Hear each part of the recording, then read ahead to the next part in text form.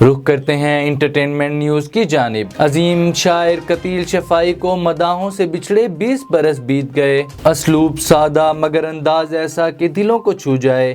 قتیل شفائی کا کلام آج بھی موسیقی کے آسمان پر جگمگا رہا ہے۔ قتیل شفائی 24 دسمبر 1919 کو خیبر پختونخوا کے علاقے ہری پور میں پیدا ہوئے۔ ان کا اصل نام اورنگزیب خان تھا۔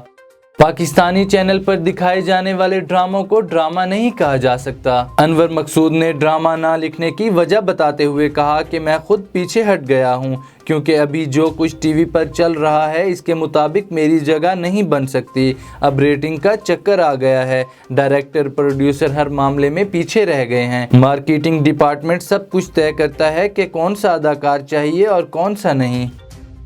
فلم سٹار ریشم تھیلیسیمیا اور ہیموفیلیا کے مریض بچوں کا غم بانٹنے کے لیے ان کے پاس جوہر ٹاؤن جا پہنچیں۔ بچوں میں عید کے گفٹ تقسیم کیے اور سیلفیاں بھی بنائیں۔ انہوں نے کہا کہ میں عرصہ دراز سے تھیلیسیمیا کے مریض بچوں کے ساتھ ہوں اور لاہور سمیت فیصل آباد، پشاور اور دوسرے شہروں میں ان بچوں کے لیے فنڈ ریزنگ مہم کا بھی حصہ بن چکی ہوں۔